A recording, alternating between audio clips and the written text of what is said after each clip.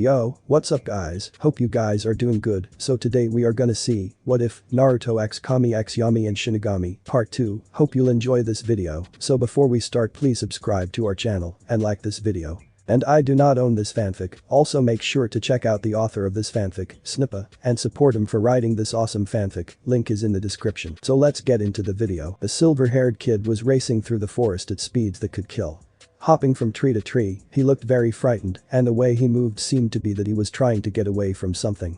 He moved, and then there was a crater about the size of a fist where he was a second ago. Many trees had fallen down around the training grounds. Now what could make our silver-haired hero scared? Come out, wherever you are. A cat sang out as more fist-sized craters were made near the kid. Simple. 3 words. Nilram's training class. Flashback. Naruto had just reached the training ground Nilram, and he had used them for their fight that morning. Training ground 13 had a nice waterfall nearby, with a small stream. A field of flowers could be seen 30 feet from the clearing that made training ground 13. The trees were big and green, just like the rest of the 13 million or so trees in the Fire Nation. Nilram was lazing about on a rock near the stream. He lifted his head, as did Naruto and Kiba, and walked up to him. "Hello, Naruto-san. I see you two made it back no problem." Naruto nodded. "So, what are you going to have me do?" He scratched the back of his head. I would love to learn those techniques, but even I know that some of them would take lots of training." Nilram looked at Kina on his shoulder. "You trained him nicely, Kina-san. He certainly knows what must be done to learn something new." Kina just nodded, still a little tense. Nilram looked back at Naruto. "First off, we're going to do something about that blonde hair. It's not as bad as the Kill Me orange you wore as a cover-up, but it's still flashy." Naruto put his hands in his hair. "So how do we change it? You know how you're able to change in between both fox and semi-fox form?" Nilram stated it more than asked. "Well, we're just going to induce more of your transformation to look more fox than before. It'll increase your senses and you'll gain silver hair instead of blonde." "Okay, and how do we do that?" "I don't, you do. Just imagine what you look like and then change the hair color to look more like your tail fur." Naruto closed his eyes for a bit and when he opened them his hair had changed. It wasn't wild anymore, but instead his bangs went to the top of his eyebrows. His hair went down to about his middle back. His hair had changed to a dull gray silver. His hair looks like Sephiroth's, only more dull. "Looks much better," Nilram said. He lifted up his paw and said, "Here." A little strip of black cloth appeared on his forearm. "Take this and tie your hair. I would have liked it shorter, but I suppose that'll do." Naruto tied his hair so it made a low ponytail. "Is this good?" he said, looking amazed at his own hair in his hand. "Good enough." Nilram jumped off the rock he was sitting on. He did a very cat-like stretch. "Now we need to start training you." Okay, Naruto was wondering for a while now what Nilram would make him do. Run around, do push-ups, upside down sit-ups, kunai training, and many more things are what Kina taught him to do. "I want you to make several hundred shadow clones." But I've only just barely learned it, I don't know my limits yet." "Just make as many as you can," Nilram said quickly. "Heinkage Bushin no Jutsu," he said as he performed the famous cross symbol. A big cloud poofed around Naruto. "Nice. 457 shadow clones on your first try. Very nice," Nilram said as the dust disappeared.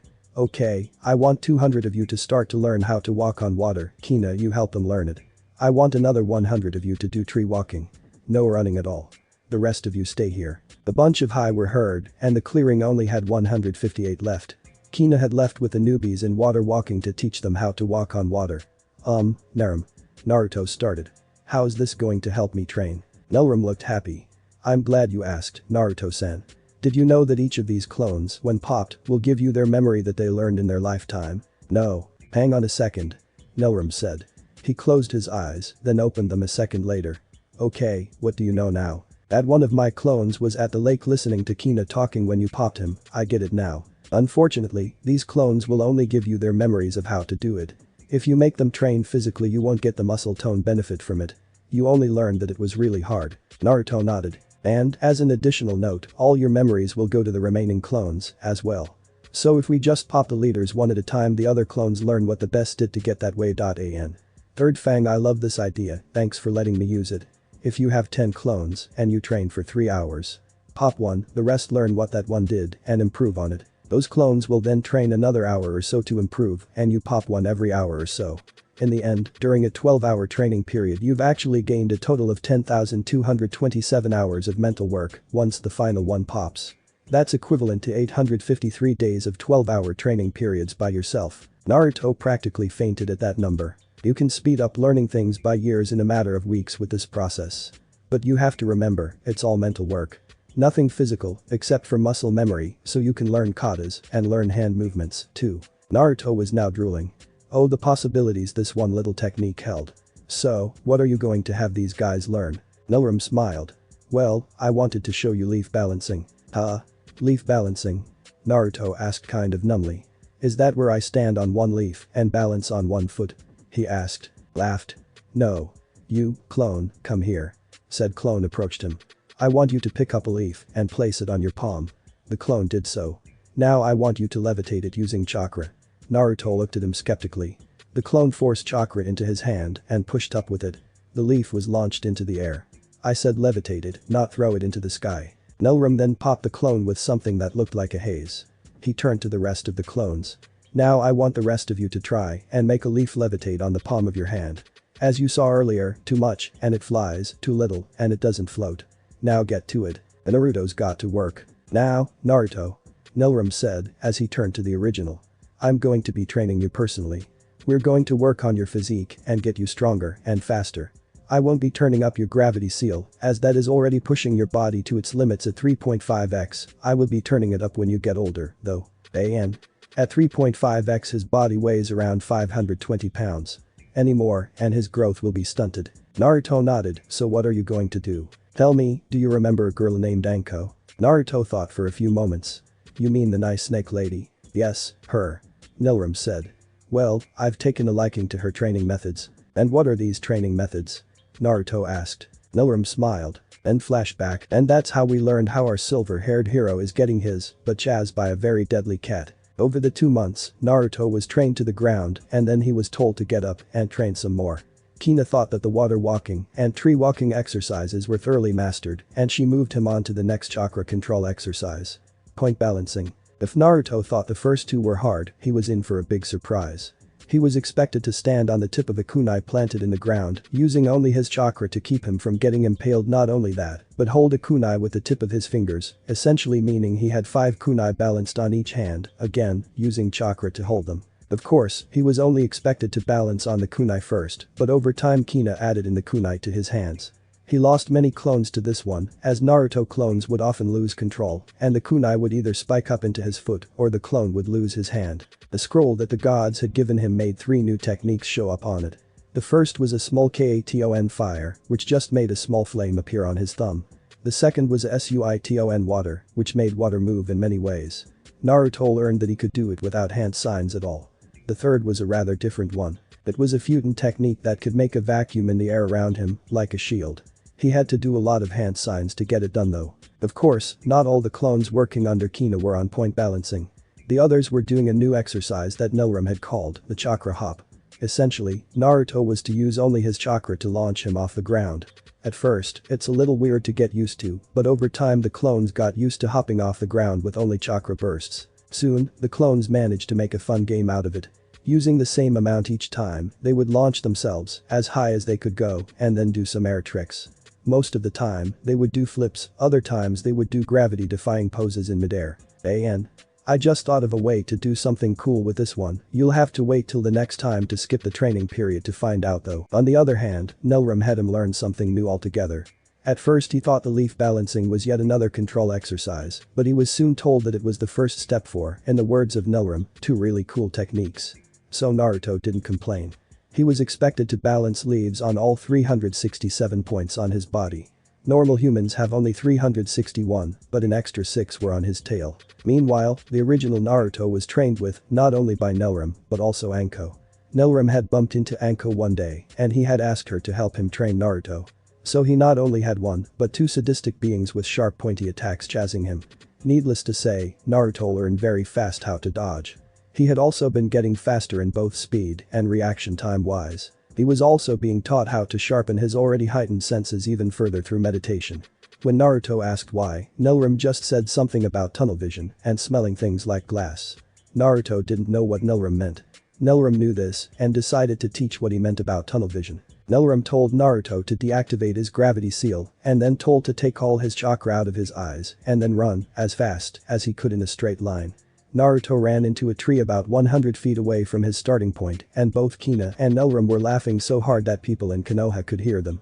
After that, Naruto stopped asking so many questions. Now, normally, this would take years just to learn how to do this stuff, but because of the infamous shadow clone skill and getting trained by sadistic people, that sped the process up by many years. After the first month was over, Naruto, out of curiosity, asked Nelram exactly how many years Naruto had mentally trained. Nelram responded with somewhere around 10 years offhandedly, like it was nothing. Of course, during these 2 months, Naruto finally learned why some shinobi dreaded the words D-ranked mission. Hinata, Shino, and Naruto had done a lot of them under Kurenai's supervision. When Naruto asked, "Why are we doing all these chores?" he got hit over the head by Kurenai and then was told that the missions were important to the economy of the village. These words, of course, were lost on Naruto. Hinata, who still hasn't gotten any ground on getting rid of her stuttering, still stalks Naruto from the shadows. There were times when he would just disappear right in front of her eyes. She had activated her several times to look for him, but she had never succeeded in finding where he went after the team was dismissed. Shino, on the other hand, was still shaking his head at how dense our now silver-haired hero is. Speaking of which, Kina thought back to the day after Naruto got his hair color changed. Flashback, Naruto walked up to the team's meeting point. The team's meeting point was a fenced-off part of the fields near the stadium. "Hi guys," he yelled out. Hinata, who had her head held down and sitting on a bench next to the fence, said, hello, Naruto-kun." When Shino, who is standing next to Hinata, looked at Naruto, he just raised an eyebrow. Naruto was kind of disappointed when he didn't get a big reaction out of Shino. "Hello, Naruto-san." He almost made it sound like a question. That's when Kurenai walked up to the team. "Hello, team." She looked at Hinata, then Naruto, then Shino, and then did a double take on Naruto. "Naruto?" He looked at her. "What's with the hair?" she asked. In a typical Naruto fashion, he just scratched the back of his head. "Well, I got tired of my blonde hair, so I decided to change it a little." At this point, Hinata looked up at him. She played a little, then grew 5 shades redder than a tomato, and promptly passed out. She slumped down into the bench. "Hinata!"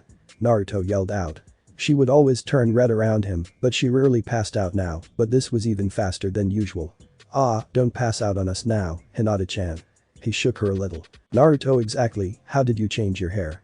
Kurenai asked. He shrugged. "I just thought a little bit and it changed." It was true, he only thought about it. Though it wasn't the whole truth. Kurenai dumbly nodded. "And Kina?" She had passed out from laughing at Hinata's and Naruto's antics. Then flashback, now it has been 2 months since that day and Hinata still passes out at first sight each day. How the blonde doesn't get it, Kina doesn't know. Teammate walked into the mission room where all the D-to-B class missions were assigned by the Hokage. Teammate, reporting for the mission of retrieving the target. Tora. Kurenai said all businesses are like that. Hinata was holding a cat in her arms. Said cat had a collar on it with the name Tora. Hinata was stroking the cat, getting it to purr slowly. Shino was just idly standing by and trying not to look at his silver-haired companion. Said silver-haired companion was in bandages. Mostly on his arms and face. Kina on his shoulder was trying to hold in a laugh at Naruto's 15th time at trying to catch the cat. Hinata looked over at Naruto and let out a small tear that her crush had gotten hurt again.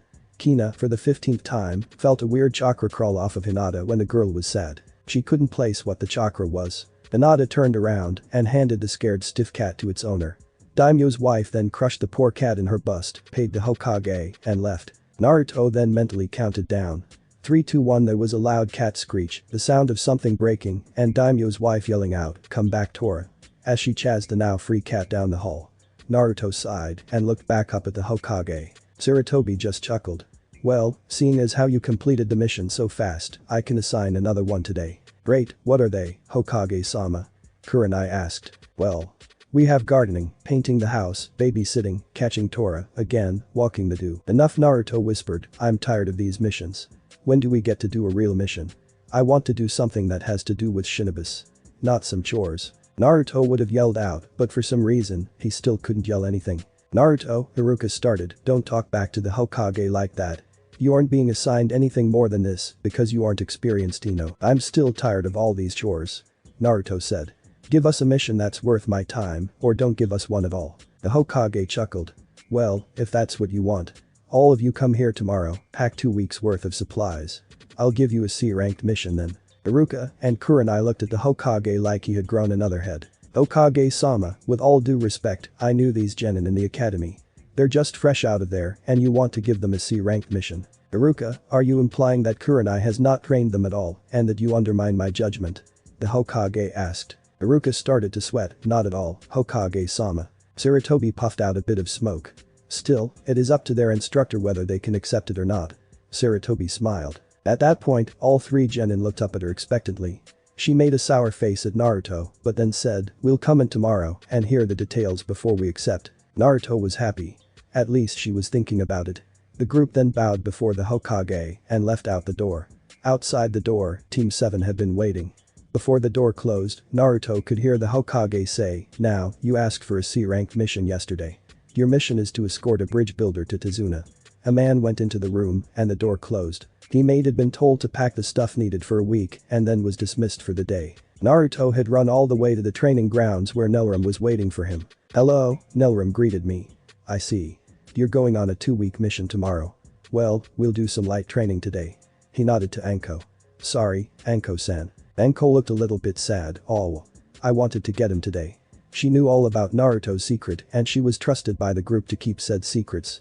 She almost did a backflip when she found out that the cute fox she had seen Naruto with all these years was, but she learned to love the little fox-chan. Anki sighed, okay, well, I guess I'll see ya in a couple of weeks. She disappeared in a swirl of leaves. Nelram looked back at Naruto. When you get back, I guess we can start on your new techniques. After he said that, he promptly disappeared like he wasn't even there. Hina, still on his shoulder, looked at her kit. Well, kit. I think we should do light training and then go pack supplies at home. Naruto nodded and proceeded to do some katas for a new taijutsu style they were teaching him. The taijutsu was known as Quick Claw. It involved moving fast with high agility to get around your opponent's attacks and techniques. Every once in a while, Kina would stop him and tell him what he was doing wrong, then Naruto would proceed. After a few hours, she stopped him and they went to his apartment to pack. When Naruto got there, he immediately grabbed all the stuff he would need. Tents, extra kunai, and shuriken, food rations, explosive notes, ect. He placed all the stuff in the middle of the room and then grabbed a scroll off of the table nearby. Naruto hadn't been training, he also had been studying as well. The things he studied were advanced chakra theories and, at Slim's advice, Sealing Dottie had been studying the basics of himself, but he was still having trouble getting the concepts. Nelram had given him a book called Basic Sealing Theories. When Naruto first opened the book, he noticed all the text and pictures, but then noticed that on the sides were handwritten notes with the initials Minnesota on it. The written notes helped Naruto learn a lot faster than if it were the book text alone. Of course, when even the notes couldn't help him Nelram and Kina didn't know Naruto would go to the Hokage and ask him for help. At first, the Hokage was astounded that Naruto had that book. He helped him out after a few dead-end questions and he would sit down once a week to help the kid out with the theories. The Hokage went even further and said that if the boy managed to learn the entire book, he would give him the Advanced Sealing Theories book, complete with the handwritten notes by Minnesota. The kid thanked him for that. Naruto placed a scroll on the ground and then scribed a few symbols on it. He placed his equipment on the circle in the middle and channeled some chakra. The stuff disappeared and then Naruto picked up the scroll. We're good for 3 months with this scroll, Kina-chan. He said smiling. His tail was flickering, like a cat would when it was happy. Hina chuckled and the two got ready for bed. The next morning, Naruto managed to get up early and got a new set of clothes he had bought for missions. The new set of clothes were a pair of black loose-fitting pants with many pockets on it, a skin-tight black shirt with long sleeves over that was a dark red sleeveless shirt. He put on fingerless gloves that had a metal plate on the back of the hand. His normal shinobi sandals were replaced with black boots. His headband, which was usually around his neck, was replaced with a black bandana that went on his head with holes cut out for his fox ears. A metal piece with a leaf symbol on it was on his forehead. Once he tied it, 2 long strands used to tie it went down his back along with his silver hair. Naruto looked in the mirror and smiled. His silver tail, which had grown to 3.5 feet, was dancing around behind him. If he let his tail hang loosely, his tail would drag on the ground and get dirty. So with that in mind, he learned how to control his tail at all times, and when he didn't concentrate on it, it would dance a little behind him or wrap around his waist. He activated a few seals on the wall next to his door so that people wouldn't be able to break in easily and left for the Hokage's tower. When he arrived at the door to the mission room, the team was waiting for him. "Hi, Shino-san, Hinata-chan," he said as he approached them.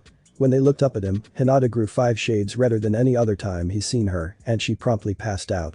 I just raised an eyebrow. 5 minutes later, and 3 wake-up sessions for Hinata, Kurenai showed up. "Hello, teammate," she said. "Are you ready for a mission today?" "Beep. I concur with Naruto-san. I also think we're ready for Kurenai-sensei." She nodded then knocked on the door. A muffled voice was heard and they entered the room. To say the Hokage looked a little sad would be an understatement. "Good, you're here." He started. "I would have given you a patrol mission, but something came up with Team 7's C-ranked mission and it has promptly become a B-ranked mission. Despite the ranking, the team had decided to continue on with the mission. I would request that you go and back them up, but this is something only Kurenai can decide whether or not to go with this mission." He picked up a scroll and handed it to her. She read it over while the Hokage explained. The mission was to escort a bridge builder named Tazuna to the Land of Waves, where they would protect him from bandits while he finished his bridge. A problem came up on the Land to Waves, and the Demon Brothers, level shinobi, had attacked the team. When the bridge builder begged them to keep going, Kakashi had asked the team whether or not they needed to go on. They all agreed, but Kakashi decided to call for backup, hence why I'm asking if you wish to join on this mission. Be aware, this mission is a B-rank borderline rank mission. Choose carefully. Kurenai read over the mission specs. She looked at her team and then said, "Guys, I can choose whether or not we can go on this, but you have to choose for yourselves. Let me hear what you think on this matter." Shino spoke up first. "I believe there will be danger on this mission, but I think we can handle it if we work together with Team 7. Naruto spoke up next. "I voted yes for this. I do realize the danger, but I want to know my limits." Kina yipped. "Oh, and she votes for it, too." Kurenai nodded, then looked at Hinata. "I want to go on this mission, Kurenai-sensei. I want to see what the shinobi world is really like." Of course, she was only saying yes because of another reason and knew this, but since it was a unanimous decision by the team, Kurenai couldn't deny this. She looked back at the Hokage. "Teammate will accept this mission and we will leave in 20 minutes at the east gate." With that, the team was dismissed and Naruto went to Ichiruka's for a quick snack. After only 3 bowls, he went to the gate and managed to show up on time. The team all looked at Kurenai, who, without a word, nodded and they went out the gates. After about 20 minutes of running, they ran into Team 7. "Kakashi-san, teammate is here to be your backup on this mission," Kurenai said as soon as she saw him. Team 7 was sitting around waiting for them to show up. "About time you losers got here," Kiba said. "We've been waiting all night. We got the mission details not an hour ago. You seriously think that we would be that slow?" Shino said, effectively shutting Kiba up. "Alright, enough you guys," Kakashi said. "We will be moving out now." As he turned to the bridge builder.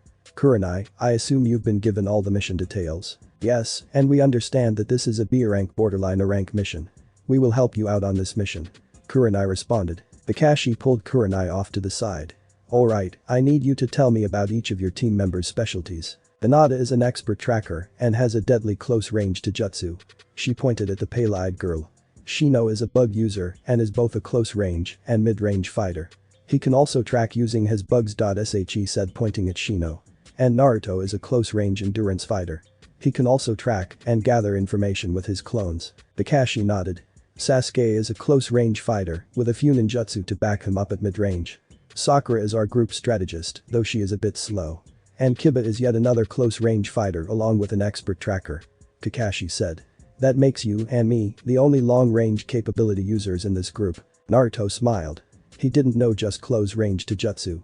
He also knew a few tricks of his own, and of course one of these was advanced hearing. Kakashi and Kurenai walked back up to the group. "Alright, here's how it's going down. Naruto, Sasuke. You two are up in front. Kiba, Sakura, you two will be on the left side. Hinata, Shino, you two will be on the right side, and Kurenai and I will be on the back of this formation with Tazuna in the center." The group nodded and they continued on in the new formation. A few hours after passing the border, the group made it to the edge of a body of water with mist, making it very hard to see. Tazuna walked forward and blew a whistle that had a very low tone to it. After a few minutes of waiting, a boat came up to them from inside the mist. "About the time you guys got here, I was expecting you here yesterday," the boat rower said. "What happened and why are there so many people here?" "Long story," Tazuna said. He turned to the group. "This is the only way across to our island. We have to cross with this boat." Tazuna looked them over and then back at the boat. "Obviously, all of you can't fit on it." Naruto got a bright idea. "Everyone, but Kakashi and Kurenai, get on the boat." They all looked at him funny. "Just do it," he said. They all shrugged and got on, though the emo was sort of reluctant. "How are you going to cross?" Kiba asked. The boat was already filled up to the brim and couldn't fit any more. "Well, just push off, you'll see." Naruto smiled. They were looking at him with skepticism but wondered what the kid had planned. Naruto whispered, "You two walk by the boat, I'll bring up the rear." Now both of them looked at him surprised. How does this kid know how to walk on water? They both thought. Naruto moved back, then ran forward. "Cannonball!" he semi-yelled. Everyone in the boat covered their faces for the inevitable splash, but when none came they looked back up to the water. Standing there on the water was our hero, like it was solid ground, Kina standing on the water beside him. "Haha, very funny, Naruto," Kakashi said as he walked out onto the water along with Kurenai. "You didn't say he could walk on water, Kurenai." "I didn't know he could," she responded. Naruto walked behind the boat while Kurenai and Kakashi brought up the sides. Sasuke's eyes were twitching. "How can some dope outclass me? Me. And Uchiha." He looked up at Naruto. "If the dope can do it, so can I," he said as jumped off the side of the boat. Kakashi looked at the Uchiha, currently struggling to stay afloat, then he looked at Kina.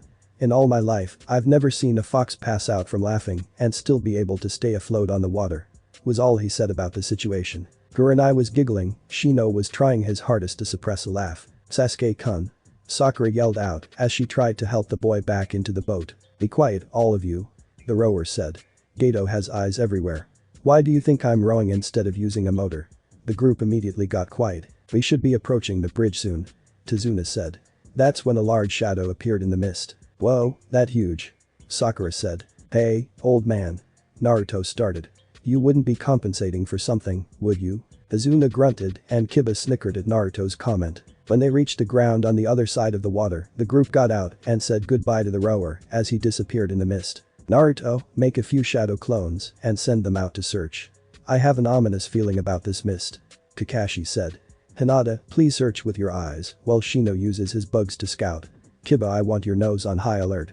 The four nodded and did their own things. Naruto created 10 clones without seals and soundlessly and they scattered outwards. Kiba focused chakra into his nose. Hinata focused chakra into her eyes.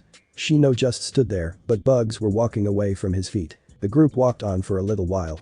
They reached a clearing and Kiba threw a kunai into a bush nearby. The group tensed. Naruto went up to the bush and grabbed a white rabbit. "I felt someone here," was all Naruto could think before one of his clones popped. "Everyone, get down," he said, wishing he could yell.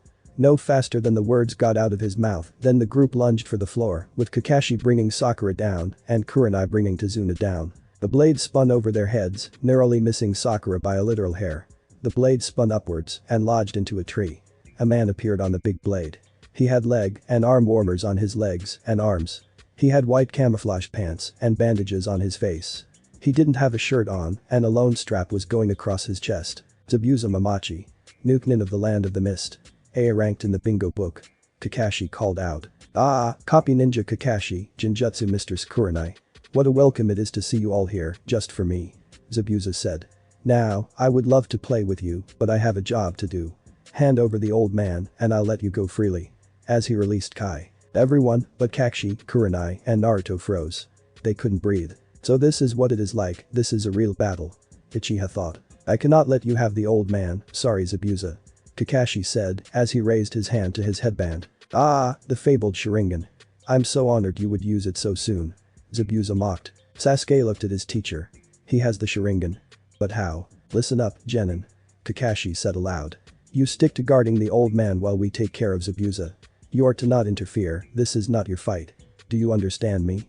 He said more as an order than a question. "You need to train your students better, they're frozen with fear. All but one it seems," said the Mist Nin. Kurenai raised an eyebrow. She looked back to see that Naruto was the only one not breathing normally and keeping his senses up. She quickly looked back up at Zabuza. "Questions later. I'll have to focus on this guy for now." Zabuza laughed and made 2 signs. "Hidden mist jutsu," he said quietly as the mist in the area got thicker. And thus, the battle began. The group were surrounded by a mist. The killer intent was raised even more, making all but one Genin and Tazuna hold their breath. "I can't take it," Sasuke thought. "This atmosphere makes me want to kill myself. I have to get away. I have to stop it."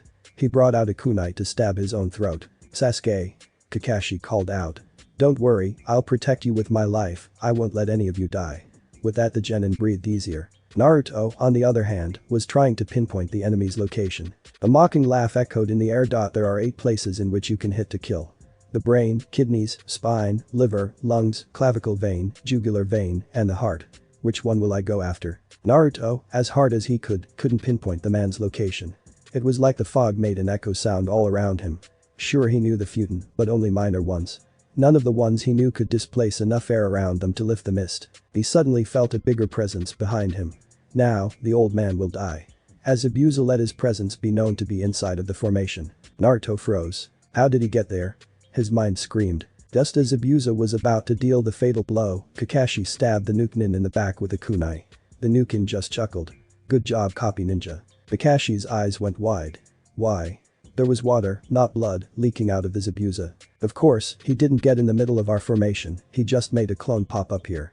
Naruto thought. Zabuza's sword came from behind and stabbed straight through Kakashi. But not good enough. The Kakashi began to melt into water as well. A kunai was then being held to the Nukenin's throat. What was that?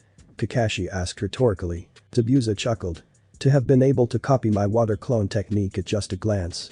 That was very good. Zabuza used one hand to swing his mighty sword backwards, using the hilt for the hit. It hit Kakashi dead on and sent the copy nin flying into the nearby lake. When Kakashi popped his head out of the water, he felt something was off. The water doesn't feel right. But before he could pursue the thought anymore, Zabuza appeared next to Kakashi and did 10 hand signs in less than a second and held his hand next to Kakashi. Water style. Water prison jutsu. The sphere of water enclosed itself around Kakashi. This technique makes a prison out of water, as hard as steel. Don't think you can get out, monkey. Zabuza raised his free hand and made half a ram sign. A clone assimilated out of the water. Now watch as I tear through your little play ninjas. The clone moved toward the group. Kakashi decided to yell out, Kurenai, get all the genin and the old man out of here. Now. Kurenai was about to comply when, hi. She felt wind pass right by her and saw a blur of gray. It was Naruto. He was moving a lot faster than she thought he could move. He destroyed the clone in 3 seconds. It melted into water as Naruto stared down at the lake, or to be more precise, a Kakashi. If there's one thing I've learned by being with my team, it's that you shouldn't leave anyone behind. Naruto declared. Zabuza chuckled. When did Naruto get so fast? Hinata thought. She had seen the whole endeavor with her Byakugan. She couldn't keep up with his moves. You're fast for a pipsqueak. Zabuza said, with his head tilted to the side. A tick mark appeared on his forehead. Why, you bastard. You dare call me smaller than a bug? Zabuza laughed loudly. Kakashi just watched and hoped and prayed to whatever god that was listening would keep no one from Konoha from getting killed. Zabuza made the half-ram sign again and 3 more clones popped out. Naruto calmed down. He lowered his voice so that only Sasuke could hear. Sasuke, can you throw a windmill shuriken with precision? Hina, who was on Naruto's shoulder, suddenly realized what Naruto was up to. Sasuke just looked at Naruto and slowly nodded. Good, I have a plan then. He put a scroll down on the ground. He waved his hand over it. 2 windmill shuriken popped out. Throw these at the real one. When Sasuke caught it, he realized one was slightly heavier than a normal one. What are you up to? Naruto took the lighter one in his throwing hand first. Naruto smiled. Shadow clone jutsu. He called out. 3 clones popped out and ran at the clones of Zabuza. Now Sasuke. Sasuke jumped up and flung the first one. At first it looked to be heading for the clones, but as it angled out, it went straight for Zabuza. Aiming for the real one, eh? Zabuza reached forward. It won't work. He caught it with ease. He heard the same sound that came from one again. Oh shit. The shuriken drew closer and closer. Not. As Zabuza jumped right over it. The Nukenin smirked, that is, until he heard a pop from behind. Got you? Naruto yelled as he threw a kunai from behind Zabuza. What? Zabuza ran through his choices. He felt he only had one. Dodging. Zabuza quickly moved to one side, releasing the water prison. A splash was heard as Naruto landed in the water. It's your turn, Kakashi. Thank you, Naruto. Kakashi said back. Smart miniature Minato. He smirked in his mind. Zabuza just laughed. So what if you got out? He threw the windmill he caught earlier, but it poofed out of existence. What? Oh, sorry, Naruto called out, that was only a shadow. Zabuza was about to go kill the little brat, but he felt Kai coming at him. Sorry Zabuza. But your fight is with me. Doesn't make any difference. Zabuza was making hand signs for water. When he reached the final sign, he looked up, only to see Kakashi was holding the same sign. Water style. Water dragon jutsu. Both of them called out. How? How did he know which jutsu to use? Kakashi finished his thoughts. The 2 dragons smashed into each other, creating a spray to hit everyone. Zabuza was starting another set of hand seals, only to stop as Kakashi finished before him. Water style. Tsunami jutsu. Kakashi called out. Can you see the future? Zabuza asked, intimidated. Yes, the water around Kakashi lifted up and I foresee your death. They hit Zabuza head on. As the water cleared away, a pummeling Zabuza laid back on a tree. He looked half out of it. I'm not done yet. 3 needles appeared in the Nukenin's neck. He blacked out. What the heck? Kiba thought. The young man with a white mask came down from the trees. Thank you for wearing Zabuza Mamachi out. He went over to the dead body. I was afraid I would have to take him on my own. No problem. Kakashi responded. He started walking towards land. Once he reached land though, he collapsed. Kakashi-sensei. Sakura yelled out. She ran over to him, Kiba following shortly after. He's alright. Kurenai said, looking over at him. He's just used his chakra. Both sigh with relief. Kurenai looked up to the hunter Nin. You can dispose of the body now. I thank you. She went over and picked up the body. Kurenai's went wide. Wait. She called out, but it was too late. The hunter Nin was gone. Damn it. She picked Kakashi up. Tazuna, I hope your house is nearby. Tazuna numbly nodded, still shaken from the kai that lingered in the air. He looked towards the direction of his house and pointed that way. Kurenai nodded. Sasuke, Naruto. You two up front. Sakura, you're on the left with Kiba, Hinata and Shino on the right. I'll trail behind, carrying Kakashi. She huffed a little. Kurenai, Naruto said. 2 clones popped up. I'll get my clones to carry him. We need you to be free to move about. Kurenai nodded. Okay, but your clones walk next to Tazuna. Naruto nodded. He looked to his clones and they moved to pick Kakashi up. One by the shoulders, the other by the legs. Kakashi slowly came to consciousness. The first thing he came back to was his sense of feeling. He tested his body subconsciously. Good, I'm still all here. He moved his right ankle. Shit. I must have sprained falling down. Next to come back was the smell. It smelt like an old house. After that, hearing. Think the Kakashi-sensei is okay? It was Sakura's voice. Yay, Kurenai said it was only chakra depletion. He should be up soon. Said a voice he recognized as Kiba. Sasuke. Kakashi slowly opened his eyes. Kiba spoke up, well, speak of the devil. He grinned. Welcome back, Kakashi.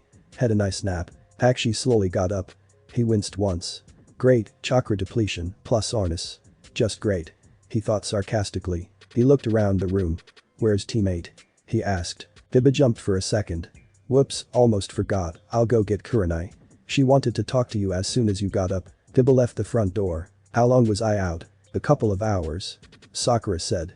In all honesty, you shouldn't even be able to move, Kakashi. You suffered from severe chakra depletion. I may. It's what we do. Kiba came back in with Kurenai behind him. Kurenai was holding a crutch made of wood. What is it, Kurenai? Your eyes are telling me something is wrong. Kakashi said in a light tone. Well, I think Zabuza is still alive. What? The sound came from the hallway as the rest of teammate came into the room. What do you mean, he's not dead? We saw him get nailed in the neck. Naruto declared. How in the world is he alive, Kurenai-sensei? Kurenai just shook her head. Tell me. What did the hunter Nin use as a weapon? Wasn't it Hinata asked. Kurenai nodded. Correct. She looked over to Shino and what are hunter Nin supposed to do to the dead body? Shino figured it out some time ago. They are supposed to dispose of the body on site to make sure no secrets ever get out. So, what does that mean? Kiba asked. Kakashi, even though he passed out, figured it out. The hunter Nin picked up the body. He didn't dispose of it and this can be used to put someone in a near-death state. Kurenai nodded. Azuna came in. Whatever's going on, I don't care. I'm just up here to tell you that I'm going to the bridge tomorrow to start working on it so that I can finish my super bridge. Kakashi looked at his client. We fear that something will come up. That Nuke Nin from earlier might still be alive. Azuna went wide-eyed, but nodded. Fine, but I have no doubt you can protect me. Well, enough to keep me alive. He choked up how they figured it out to some ninja thing. Azuna left the room. Kakashi looked back then at Kurenai. Kurenai-san. How far are they into their chakra exercises? I started them on water walking some time ago, but it seems that Naruto has already finished that. The Team 7 Genin looked at Naruto.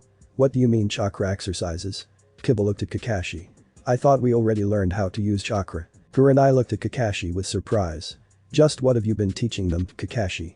They don't even know about tree climbing. Kakashi sighed. Team 7, come with me. He got up and winced. Oh, here. Kurenai gave Kakashi a crutch she had with her. Thanks. Kakashi got up, moved slowly. Oh, by the way. Naruto. Naruto looks up. How far are you into your chakra exercises? I think I've almost got point balancing done. Kurenai and Kakashi both looked surprised. Kakashi thought for a second. Clones. Beep. Naruto nodded. Hawks. Naruto looked at Kakashi for a second. How do you? I'm friends with Sarutobi-sama. He took out a scroll. This was to never be opened unless we were to work with you. Seeing how you are on our mission, I deemed it necessary. Naruto nodded. I understand the reason and precautions. Kakashi looked over to the fox behind Naruto. She was looking at him with wary discretion. Don't worry, I know she's good. The fox relaxed a little. All the rest of the from Team 7 looked at Naruto with confusion. Wow, Kakashi interrupted. S-class secret. And with that, he walked off, making the Team 7 genin rush to catch up. Shino wasn't surprised by this because, well, let's be honest, he's an Abiram. Hinata, she was curious, but was used to Naruto being full of surprises. Naruto turned to Kurenai. Does that mean you know as well? Yes, Naruto. Kurenai said. How many people know? He asked. You, that fox, Hokage-sama, Kakashi, now Guy, the Toad Sannin, and me. Wait, why Guy? Second to the Hokage, he's the strongest shinobi in the entire village. Naruto nodded, they're just making sure Kina and I don't go off. Silly Kina thoughts were projected into Naruto, they still fear me. Not that I blame them. Naruto shook his head. Maybe they're just keeping their political asses out of trouble. Could be, she thought back. Teammate then looked up at Kurenai. She stood for a minute, then said, seeing as how Kakashi is going to train them, we're going to take turns training and keeping guard. The three nodded. Naruto was about to ask something when they all felt a presence near the door. It was a kid. The kid looked at the ninjas hard, then ran off. Who the hell was that? Naruto asked out loud. Shaking his head. So Kurenai, how are you going to train us? Well, seeing as how Naruto is already halfway through point balancing, I let him train on whatever he wants. You two, she pointed at Shino, and Hinata, are going to finish up water walking. Naruto sat for a moment. The only thing I can do out here is leaf balancing and chakra hops. Leaf balancing? Hinata asked. But I thought that was an academy level training for chakra. I thought so, too. But the version I'm doing is a little above water walking in difficulty. Shino spoke up. Chakra hops. The guy I learned it from said this exact line. The guy who made this up either has to be an incredible thinker or a completely crazy moron. Knowing this guy, he's probably the latter of the two. Somewhere in an alternate universe, a guy with dark glasses sneezes. Some pretty girl must be talking about me. Yeah, right. Said a person who looked strangely like Naruto, but a little more buffed and no fox extensions. What was that, minion number Q? Did you say something? Minion number Q was seething. For the last time, I'm not your minion number Q. Ha. You do know that Q is not a number. But Q responded, oh, never mind. Seriously, Third Fang is awesome 3. Back in our universe. Oh okay. Kurenai said. Well, I wish you luck with your exercises. Kurenai, Shino spoke up. You also said that we are going to take guard duty. She nodded. Yes, that's correct. The first day, I'll do guard duty, then Naruto, then Hinata, and last is Shino. The cycle will repeat until the bridge is completed. How will we contact one another should a problem arise? Shino asked. Kurenai smiled. Use these. She handed a communicator to each of them, followed by a rocket flare. If you find that it's an emergency and out of range of our communicators, use the flare to signal us. They took them and stored the flares away while putting the communicators in a safe spot. Kakashi and his team walked into a random clearing surrounded by trees. Okay, spill it, Kakashi-sensei. What's Naruto's big secret? Sasuke asked, expecting his sensei to give in and tell him, just like everyone else. Imagine his surprise when he heard, nope, already told you. S-class secret. If you want to know, you have to ask Naruto himself. Kakashi brought his hand up to his chin, like he was thinking. Though, from his earlier action, he most likely won't tell anyone. Hush hush, kind of thing. Sakura just nodded, but she will admit she's curious as hell to find out what Naruto's big secret is. Sasuke just bristled. Fine, if Kakashi won't tell me, then I'll force it out of the dope. Besides, I'm the last Uchiha, I can get whatever I need to kill off Itachi. If this big secret can help me, then I deserve to know. Sasuke smirked, but said, understood. Tiba? He didn't know what to think. Hell, he had a secret of his own, but he wasn't going to tell anyone.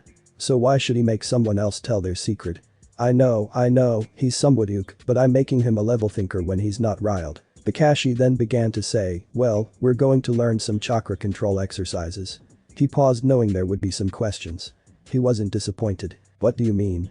I mean we heard something about walking on water, but I'm not sure what that means. Sakura filled in the pause. Kakashi sighed. Sakura, please explain the fundamentals of chakra for us, please. Kakashi looked at her expectantly. Well, the basics of chakra is that it's our life force, being a mixture of both spiritual and physical energies. Training in both fields will increase the amount of chakra our bodies can produce. Sakura went on to explain for a while. The author got lazy and didn't want to type it all out. I'm sure you all know this by now. When Sakura was done, Kakashi then responded, very good, Sakura. He looked at Kiba and Sasuke. Now then, can one of you tell me why I asked to explain the fundamentals again? Because it has an important lesson with our training. Kiba tried. No, I just felt like it because I'm the squad leader. Yes, of course it's to do with our training. Kakashi did his famous eye smile. Now, our first chakra control exercise is tree climbing. A sweat drop appeared on the three faces. Anyone can climb a tree, Kakashi-sensei. Kiba said. Oh really? Then I suppose you can do this. He made half a ram sign and limped over to a tree. He put his good foot on the trunk and proceeded to walk right up it. Seconds later, he was hanging upside down with his feet on a branch. The three looked at Kakashi with amazement. Kakashi took out 3 kunai and threw them at the Jetten's feet. Use those to see how far up the tree you've gone. Focus your chakra into your feet to stick to the tree. The point of this exercise is to learn to control how much you're putting into your. You might be wasting chakra if you're putting in too much and too little you're making yourself weaker. You have to be able to put in the bare minimal amount. The point is to learn to control how much you're putting into your. In this exercise, putting too much will break the tree and push you off. Putting too little and you'll slip right off. The three understood and picked up the kunai. Oh, and one more thing. You might want to get a running start. Trust me on this. Sasuke was the first to run to a tree. If the dope can do it, so can I. He took his first steps on the tree and promptly fell on his butt. Concentrate, Sasuke. Kakashi said. Hey Sasuke. Sakura called out. The other two looked up. Sakura was waving from a branch high up in the tree. This is easy. She stuck her tongue out to look cute. The group heard a yip and in another tree, Akamaru was already up the tree. Well. Looks like those two are the brains in this group. Are you gonna let a puppy and a girl beat you, Sasuke? What about you, Kiba? That got the two riled up and they both ran for their own trees. Sasuke made it halfway, while Kiba only made it a quarter of the way. Sakura, keep running up and down the tree. Kakashi said when she came down. Why? I already know how to climb them. You will be working on chakra capacity. Well, you might have high control, you have almost no chakra. This exercise is a great way to increase your capacity for chakra. Kakashi explained. Okay, Kakashi-sensei. She turned to the tree, but stopped. Kakashi-sensei. Yes. Well, exactly how much chakra do you think Naruto has? The other two stopped to listen as well. What brought this up, Sakura? Well, he can make solid clones, not only that, but lots of them. I know that to make each one requires a lot of chakra, so how much does he have? Kakashi went into a thinking pose. You know what? I've tried my hand at shadow clones myself. The most I can ever make at one time is 55 and I have more chakra than the average. He stopped to calculate. I honestly don't know. How many do you think I could make? Sakura asks. You can't. You don't have enough or you would die trying. What? No way. Sakura thought. What about me? Sasuke asks.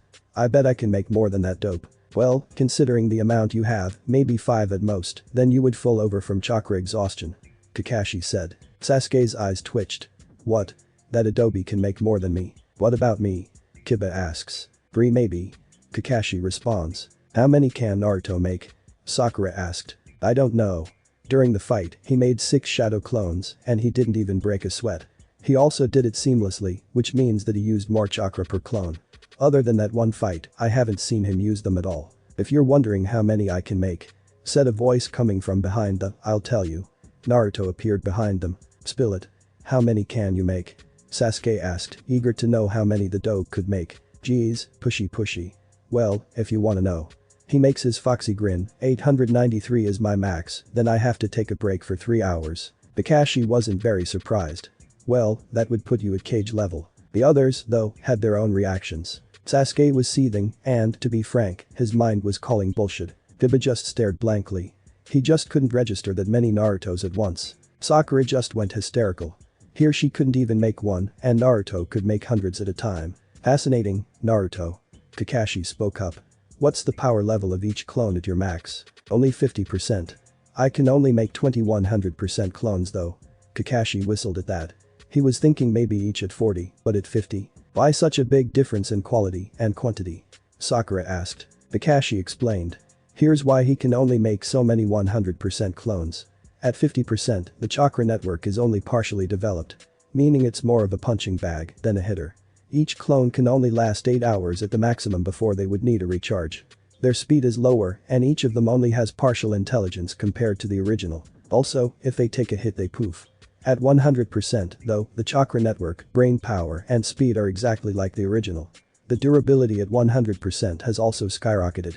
Instead of only 8 hours, they can last up to 3 full weeks before they need a recharge, and that's with using their chakra supply constantly.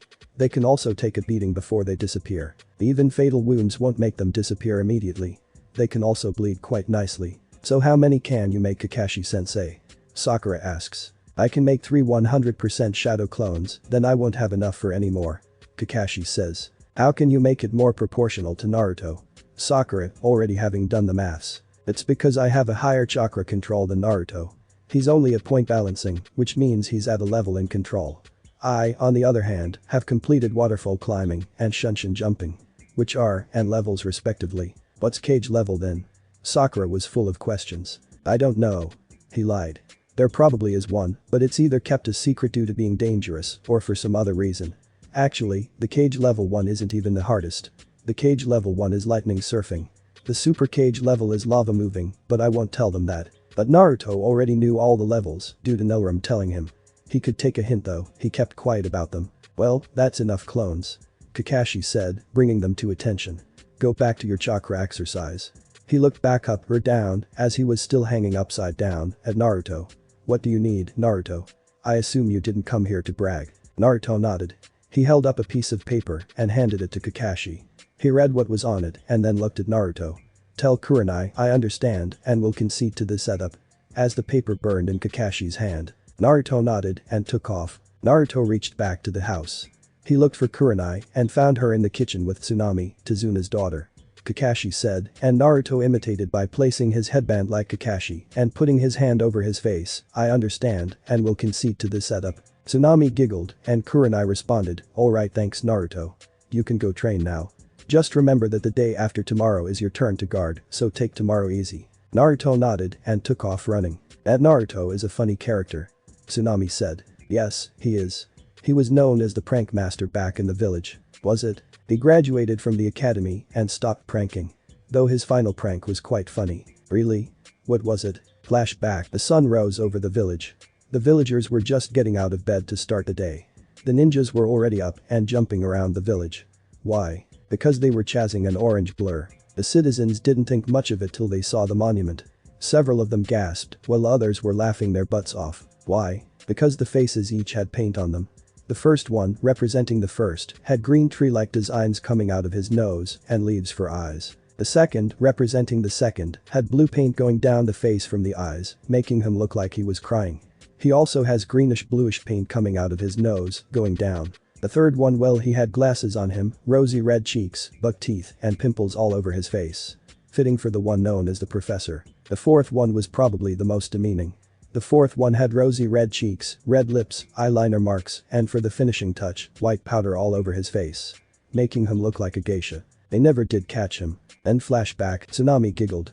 He does sound like fun. Yes, and considering the fact that only Chunins and Up knew of the prank master's identity, the civilians just chalked it up to some ghostly figure. Heck, I bet they still don't know who can outrun Chunins. Kurenai laughed a little. Well, I wonder what I should make for dinner. How many are going to show up? I couldn't count them. Tsunami asked. Don't bother, we're here on a mission packed with enough food for 2 weeks. All we need is a place to stay. Kurenai said. Oh, and there are 8 of us, not including fox and dogs. Fox and dog. Tsunami didn't even remember seeing animals. Yep. They heard a high-pitched yip. They looked down and saw a little orange fox. Wait for it, cute. Tsunami yelled out.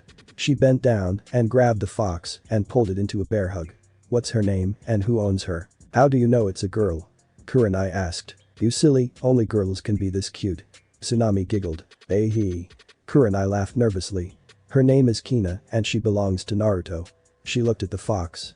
Speaking of Naruto, why aren't you with your charge? Can she understand us? Of course, she's a nin fox. Just like nin dogs, she can understand humans to a degree. Tsunami just nodded numbly, chalking it up to some ninja thing. So, back to my question, why aren't you with Naruto? Kurenai asked. The fox looked up to the Tsunami, then at the door, and then at Kurenai. Oh, that's understandable. What does she mean? Naruto asked her to guard the place. Kurenai said. A loud yip confirmed what she said. So, there's also an in-dog with this group of yours? Tsunami asked. Yes, but that dog belongs to a member of Team 7, led by the man with gravity-defying hair. I lead Team 8, which Naruto is in. Why aren't the pup owners together in the same team? Ever seen a dog and a fox, who might I add are natural enemies in the wild, work together? Kurenai explained. Oh. Was all she answered. Over the next 5 days, they all trained and practiced. It took Sasuke and Kiba all that time, but they managed to learn tree walking.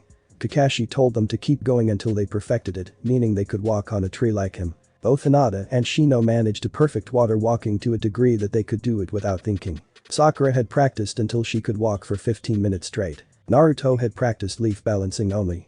He decided to keep chakra hops for later. He wanted to get to a point that he could do it subconsciously before he went back. Unfortunately, that's easier said than done. The fact that focusing on all 367 points simultaneously is quite difficult in itself. He went over what Nelram said about this exercise. Flashback: the point of this one is to be able to push chakra out of your body in several places all at once, or in certain places at certain levels. That's why some of your clones are only doing one leg or the other, while others are moving the leaves. To complete this exercise will require patience and focus and, at the same time, release of all of it. End flashback: Naruto couldn't understand what he meant by release all of them. Hell, he didn't understand what it was. Maybe Kurenai or Kakashi could enlighten me. He thought. He made his way to the house. Outside the door, Kakashi was sitting on the porch, his crutch to one side. He was reading his smut. When Naruto neared, Kakashi looked up. What is it, Naruto? Maybe you could help me. Naruto said. With what? Well, I'm doing an exercise called leaf balancing. You mean like the one you did in the academy? Yay, but this one is on another level. Maybe you could go back to the basics. Show me what you're doing. Naruto nodded. He picked up a couple of leaves and placed them on his arm. The leaves then levitated up and stopped about 5 inches away from his skin. This is a lot different than the one you did in the academy. The one in the academy was just so you could open your. If you used too little, the leaf would slip. Too much, and you burned the leaf. He stopped for a moment. Show me what happens when you do too much. Naruto nodded. He pumped a little more chakra to his arm and the leaves flew away. Interesting. This version seems to be above water walking, but below point balancing. How come you haven't mastered it then? I'm supposed to balance leaves on all my Tenkatsu at once and be able to change which ones I'm using at a moment's notice, moving the leaves that I would need to open from the ones that were open. Naruto said. He demonstrated by picking up a leaf and placing it on his foot. The leaf floated away from his foot until it was 5 inches away, then the leaf migrated until it reached his head. It's for a few techniques I'm going to learn. So what's the difficult part? Kakashi asked. As I've said before, I need to be able to use all of them at once and balance leaves on all of them simultaneously. The final portion in which it is mastered is when I can migrate all of the leaves on my body while still keeping all of the active. Kakashi mulled over it. What kind of techniques require this much control in this way, and is this chakra exhaustive? He thought for a moment. How far have you gotten? Well, I can hold all of the leaves on all of the points, but when I start to try and migrate them, the leaves fall off. Either all at once or one by one. Kakashi thought it over. How about this? Just use one leaf for now, but use all your at once. Try to migrate one leaf. I think the point is not only to be able to release all of them at once, Naruto jerked up at this, but also controlling the amount each gives off. Try giving less energy to each until a leaf is on it, and when you want to push it up, release all control over the behind it, pushing it. Kakashi thought for a moment. Like a magnet. That puts it well above point balancing then. But this isn't about how much control you have, it's about how much you can move your body's energy. Naruto jerked up at that moment because he just figured it out. Of course. Naruto looked happy, thanks, Kakashi-sensei. And Naruto ran off. Kakashi chuckled and then looked back down at his book. Now, how is Tenchi going to get out of Aika's grasp this time? He giggles like a little girl as he reads. The way Kakashi describes it, it's almost like a magnet. He put a leaf on his sandal.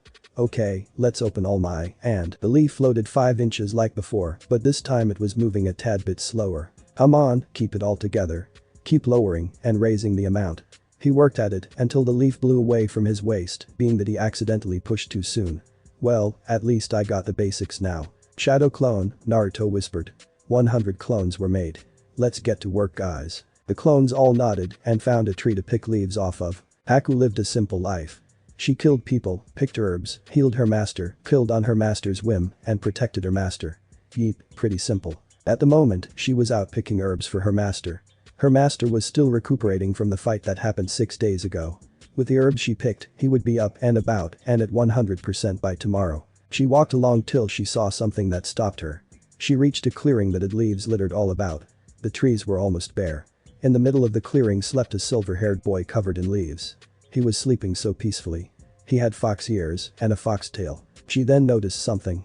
The headband. He's one of the shinobi that attacked Zabuza. She realized she had a choice.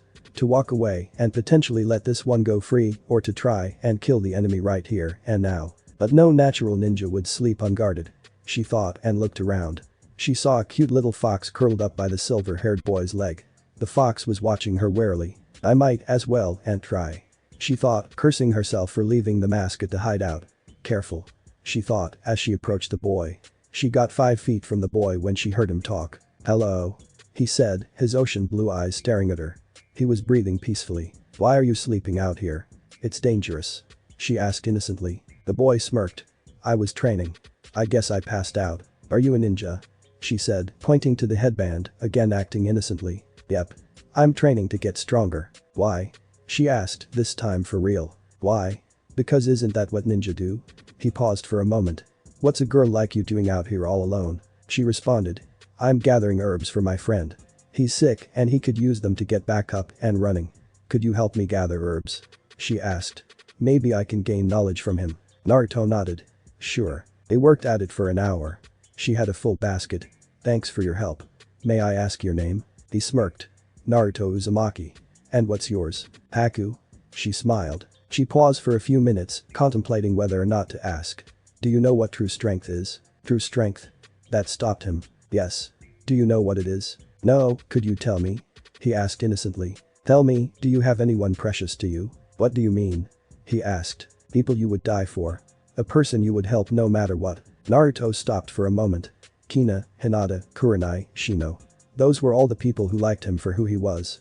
Yes. Then you might know what true strength is. Again, huh? She smirked. You only gain true strength protecting the ones precious to you. She said. Train with the thought that you will be protecting those people. Naruto looked thoughtful for a moment. Thanks, Hunter-san. He said smiling. She froze. She looked at him. He knew. He smirked. I'm part fox. You didn't expect me to not be able to smell the air around me, did you? She smirked. You're right. She started walking off again. She then had a full-blown smile. Oh, and by the way. I'm a boy. Thinking she fooled him. Naruto wasn't fooled. You give off pheromones like a girl. You don't have an Adam's apple. You have a petite body, you look like a girl in the face. Am I missing something? The fox chose this moment to run up to Haku. It leaped up and pulled the hair out of its knot, making it cascade down her back. Oh, right. Long hair. Haku blushed. You have long hair as well. I have it in a low ponytail. That doesn't count. He made his iconic foxy grin. Fine. She said, the next time we meet, we'll be enemies. She said, as she disappeared into the woods. The fox jumped into Naruto's lap. Oh, yes we will. Kina thought. The next morning. Day 7. The morning but Naruto went down to the morning table. Where's Naruto? Sakura asked. He's still out training. Hinata answered. She knew because she checked this morning with her eyes. A few minutes later, the front door opened. It's Naruto, Hinata said, blushing a little. The fox boy came into the room, looking worse for wear. He looked deadbeat tired. Kurenai got up and analyzed Naruto with a medical technique. Naruto pushed himself too hard. He's going to need food, then some sleep. Hinata nodded and got up. She blushed, but she picked up one of his arms and helped him over to the table. Hinata then looked at the Tsunami. You got any ramen? She asked. Tsunami nodded. Good, can I have a place on the stove and the ramen makings please? I'm going to cook for him. She said, getting redder as she said it. Kurenai was cooked. Oh, she's going to cook for him. She then laughed mentally. Tsunami nodded while Hinata shot Naruto into a chair. He was deadbeat tired.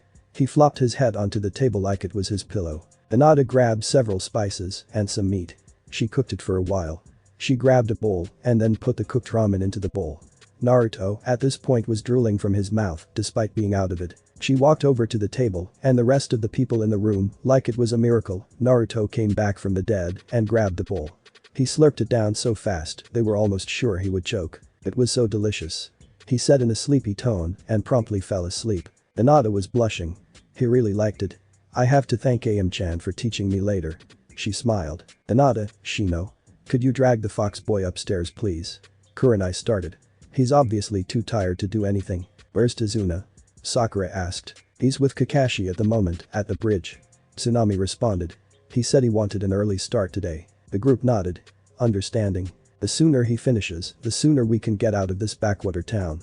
Sasuke thinks. Suddenly, a big boom was heard. Kurenai rushed out the front door and looked into the front sky. The flare's gone off. She called into the house. She hurried inside. That was the signal. Grab your things and get moving to the bridge. They all rushed and soon they were all running towards the bridge. What about Naruto? Hinata asked. Leave him, he's too weak at the moment.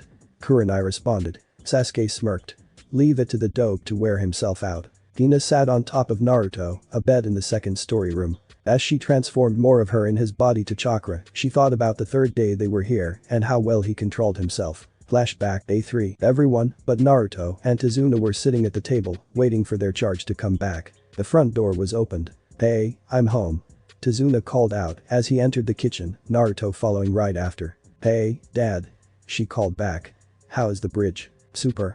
Tazuna called back, smiling. Well, guys. What's for dinner? I'm starving. Naruto asked, with his tummy growling, to put emphasis on hunger. Well, we have some meat and some rice noodles with a few veggies for the side. She said. Cool. He said and grabbed a plate. After he filled it, he joined the others on the table. How was training, guys? It went well, Naruto. Hinata responded. I've almost completed water walking. Cool, Hinata. Naruto praised her. Told you could do it. He smiled. Hinata grew red but didn't pass out, much to everyone's surprise. What about you, Kiba? Kiba answered. I've gotten better at tree climbing and I can even feel the effects of the training. I can perform faster now. Cool. How about you, Shino? Naruto turns to him. I have completed the water walking exercise. It's really helped with my bugs. Shino answered.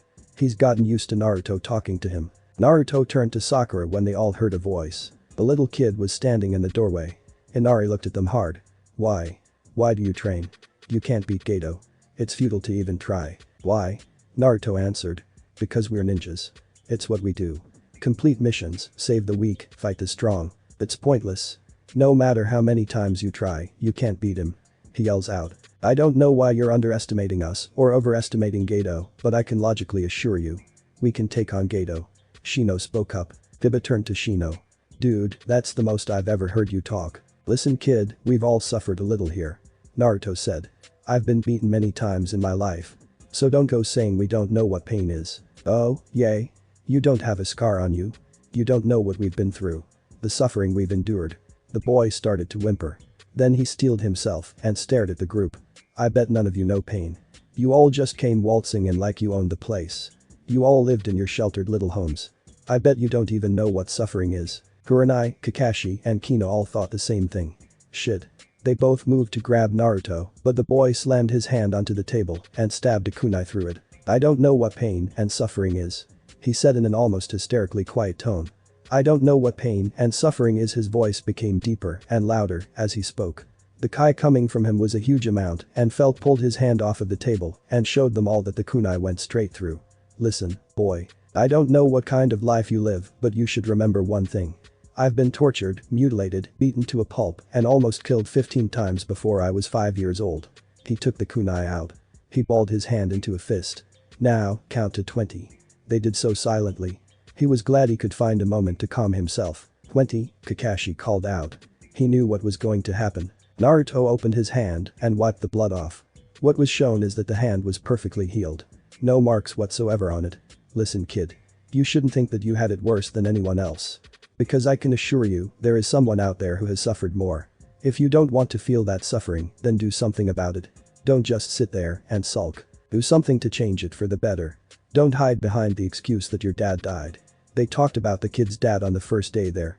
The kunai was to show you why I didn't have any marks and did I flinch when I stabbed myself. Think about that. He moved to the stairs. I'm going to sleep tonight, I'm not feeling hungry. Hinata was practically in tears. She knew of it. She saw the brutal massacre that happened that day. The day his throat got slit. Kiba spoke up, is everything he said true, Kakashi-sensei? Kakashi sighed. If anything, he sugar-coated it. It's true. Hinata said between gasps. Kurenai walked over to Hinata and hugged her tightly. How do you know that, Hinata? I saw the day that an Anbu defected and tried to kill him. when another two ambus both with wolf masks came to save him. She answered, trying to calm herself. Why do they hate him so much? Kakashi went wide-eyed. So, she saw that day, huh? Inari ran out of the room in tears. With that, Kina left the room. Kina was almost asleep when she heard a loud bang at the door. Thanks for watching my video, leave a like if you enjoyed my video and also do consider subscribing to my channel for more awesome content. And make sure to check out the author of this fanfic, link is in the description, see you next time, till then sayonara.